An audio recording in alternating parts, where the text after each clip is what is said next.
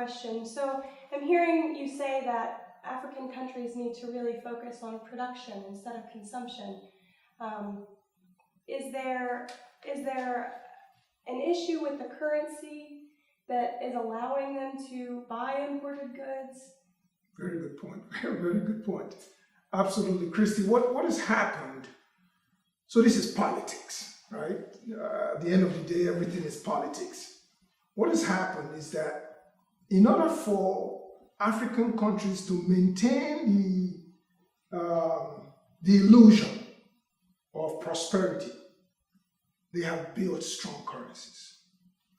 And what strong currencies does is, so if I have a currency that trades 1-on-1 to the dollar, or even 2-to-1 to the dollar, that gives me the opportunity to buy more foreign goods than if my currency traded 10-to-1 to the dollar.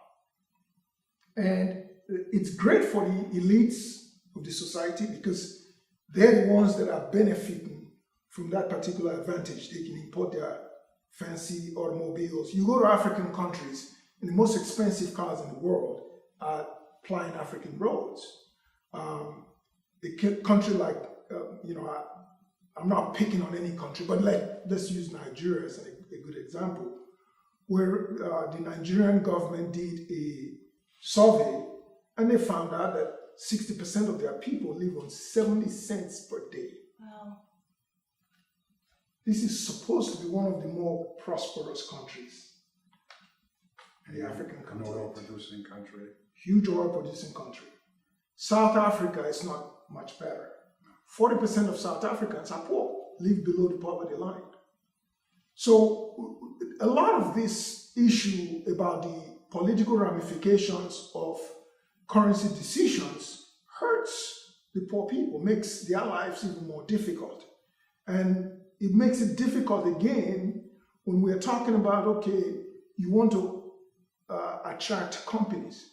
Well, they can't export if your currency is too strong because there's no way for them to. A 10-to-1 makes that company's products cheaper in the world market.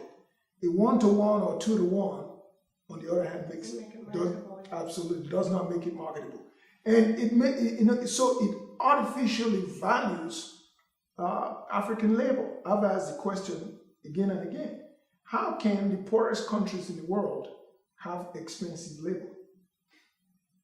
Doesn't make any sense, right? When you have a whole bunch of unemployed people, you should have the lowest labor cost factor, and governments can fix that. It's a matter of, they have to bite the bullet, they have to sell the message to their people that this is what we need.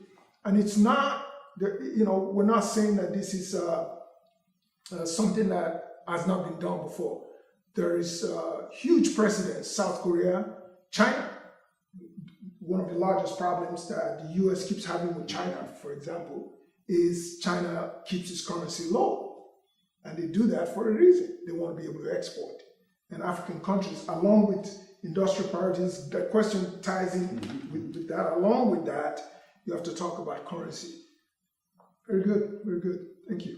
And it seems to me like what you're really saying, and you haven't really said it yet, is basically the benefit for each one of these countries will be a middle income environment, which strengthens their currency and will also cause for a more interesting environment for businesses to come.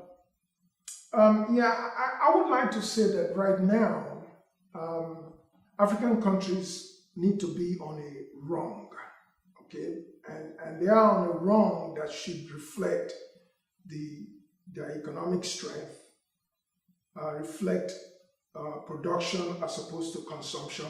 Because if you properly value your currency to be able to export, that's what you're doing. You're basically telling society that we want you to concentrate on production. We are rewarding producers in this society, and consumers can continue, but they pay the appropriate price for their desire to consume. And so for African countries, I think right now they are on a low rung. And that's going to continue to grow, right? When you refocus your production, where you are now a successful exporting country, that means your revenue structure begins to change and it begins to improve.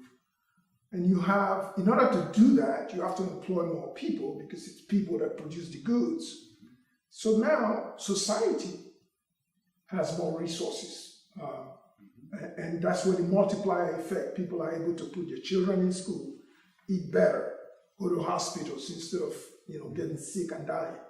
And who knows, they buy better transportation. They do things that help society get better.